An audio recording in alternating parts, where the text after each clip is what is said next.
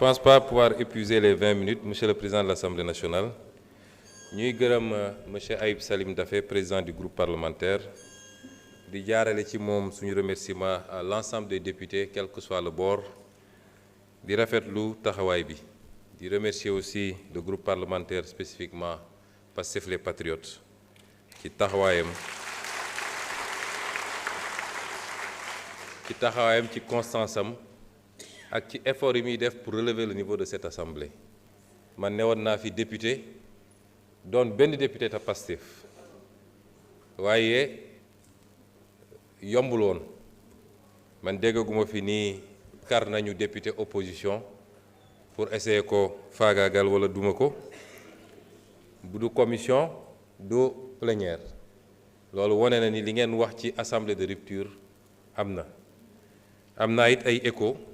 ndax sama ministre yi fi jaar yépp wax nañ ma écho yi keroog dama woo ministre Yankuba ne ko très bien fait parce que yow man mii sax léeg-léeg dama lay essayer jot ba sonn duma la jot dégg naa député yi gësam nañ la bu baax a baax loolu nag du ma ne lu bees sa waaye musul amee nii député yi def seen rôle en toute indépendance te teewul it ñu respecter la logique globale du parti kon ñu ngi leen di féliciter di wax ni ñun ñëw assemblée nationale du problème ci ñun ndax nekkoon nañ fi en tant que député di affronter une majorité kon na ñëpp dalal seen xel te bàyyi daw bi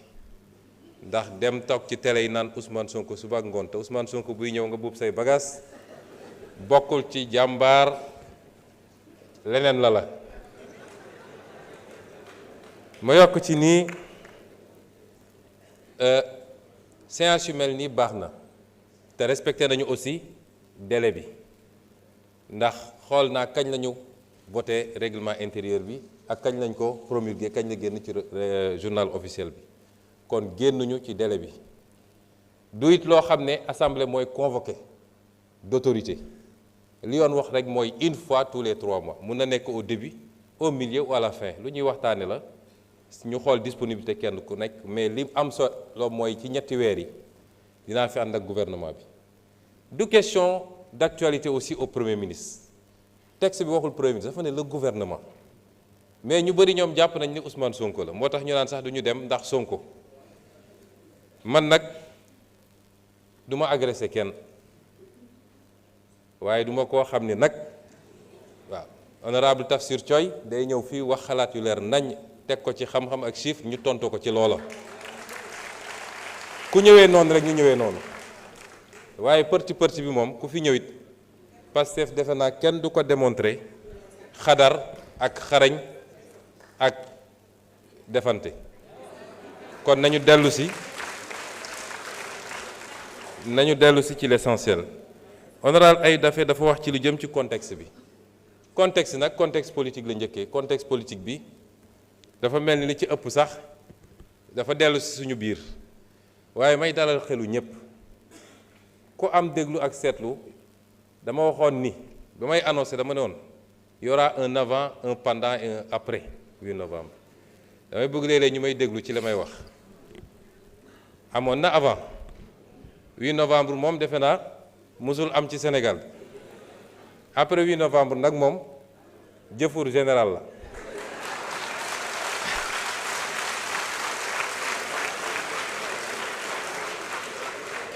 waaye ñu dalal xelu nit ñi ni loolu dafa amoon benn nécessité il y avait un besoin de clarification léegi les choses sont claires loolu rek la woon besoin de clarification la woon et il fallait ñu poser acte yuy pousser à la clarification les choses sont claires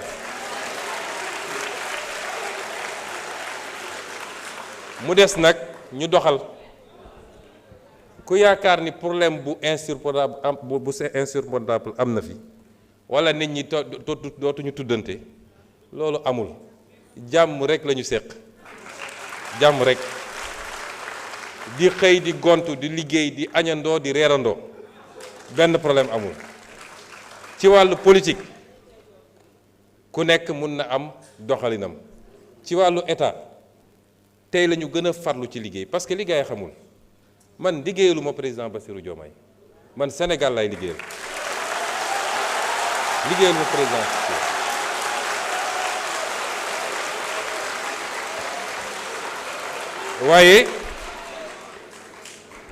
waaye liggéey gi may liggéeyal Sénégal dafa nekk ci kilifteefu président Bassirou te ci mandaam lañ koy comptabiliser kon lépp lu ma jàpp ne lii njëriñ la du ma ci xaar président Bassirou lépp lu ma yaakaar ni lii safaan ma la du ma ci xaar président Bassirou moo tax contexte politique mënul am impact ci suñu xëy ak suñu gont ak suñu liggéey te tey séance bi wan na leen ni tey la ñu gën a farlu ci liggéey bi pour réussir le projet qu'on a promis aux Sénégalais. su jëmee ci contexte régional bi gis nañ li fi xew semaine passée bi ñu nekkee ci tukki bi ministre des finances nga fa woon dafa am laaj bu kilifa gi ñu seeti woon laaj may ñaan nag yéen ñëpp ngeen yokk ñaan yi parce que la ñu doon doxi mën na am ci fan yu néew mu sotti te dina baax lool ci réew mi torop sax waaye dafa am laaj bu mu laaj ne lan moo may garantir ni li xew ci réew yi leen wër du ñëw Sénégal ma ne ko boo tëddee nelawal waaye bi ma ci jiital te ma bëgg ñun ñëpp ngeen ànd féliciteel ma bi ma ci njëkk a jiital mooy ñun dañoo am ay forces armées yoo xam ne bokk ñoog gaa yi ñun li ñu am booy xool li xew fépp dañu war a dellu sant yàlla bi mu ñu joxee armée bi mel nii dañ ko war a sant yàlla muy armée boo xam ne jaxasoowul ci mbirum politique waaye mat na liñ ko doyee pour sécuriser le territoire national moom ak toutes les forces de défense et de sécurité ñu boole ci am askan woo xam ne du askan bu ñuy nax moo tax léeg-léeg nit ñi nekk ci rajo yi télé yi mbër ba jàpp ni nag askan wi génn na ci Ousmane Sonko bàyyi na président Diomaye ñu ne kon nañu accéléré bu ñu ñëwaatee nag gis lu raw lañ daan gis askanu Sénégal du askan bu ñuy nax moo tax xeetu politique bu bees gi mooy jàkkaarloog askan wi di leen wax dëgg saa su ne loolu ñi nga xam ne politique tappale la ñu xamoon ils sont complètement dépassés moo tax li leen dese mooy di fay ay nit pour ñu wax ju ñaaw le message nag mooy li may wax Sénégalais yi mandat bi mandat wu réforme la mandat bi réforme li ci jiitu mooy ñu xoolaat suñu bopp par rapport ak valeurs yi ak jikko yi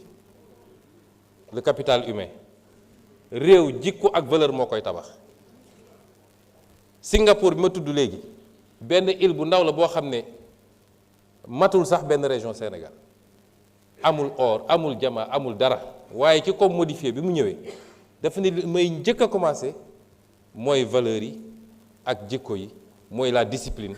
mooy le respect de la règle mooy l'éducation moom foofu la njëkk a commencé tey ci réew yi gën a développé ci àdduna la bokk li Sénégal am Singapour amul toq bi kon li ñuy wax ci discipline defuñu ko pour réprimer wax naa léegi ministre bi waroon nga wax ci mendicité bi aussi ndax du rek ambulant yi waaye mendicité bi ak yeneen defuñu ko pour réprimer te dinañ ci ànd ak ay mesures d'accompagnement waaye li ñu bëgg a xamloo Sénégalais yi lii yëpp dal ñu lan moo ko andi discipline bokk na ci yow lii dañ la koo dénk askan wee ko moom bu ko jël du ko digal sa poos bu ko jël di ko yóbbu ci ay compte ñu delloo ci xelu nit ñi ni xaalis dañ koy liggéey kenn du ko lijjanti premier combat bi mooy ñu dem ba képp ku ñu investir d'une fonction publique moo xam fonctionnaire nga moo xam décideur politique nga dootoo ñemeeti jël fistine boo moomul fii rek egguñu foofu rek li waroon tabax hôpitaux yi li ñu waroon tabaxee 100 hôpitaux 10 hôpitaux lañ ciy tabax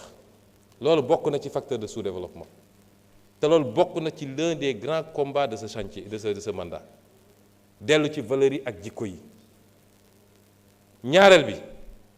mooy ñu partager une vision économique lan la ñu bëgg a def ci réew mi chaque jour ñu ngi expliquer pourquoi ñu ne priorité réew du dem tabax ay forcément ay immeuble ay autoroute waaye tabaxal lii téye koom réew mbayu réew ma fan la toll napp gi fan la toll càmm gi fan la toll ressource naturelle réew mi est-ce que téye nañ ko ci réew mi est-ce que ñi ngi fexe transformer loolu mu andi valeur ajoutée moo gën ñu koy bàyyi mu génn brut loolu bokkul ak li fi daan am donc option yi bokkul kon effort yi ñuy réclamer peuple bi c'est pour aller d'un point bi ñu fekk réew mi mais lii ñu wax nii bu ñu ko réaliser defe naa coow li yëpp ñuy wax ci jafe-jafe yeeg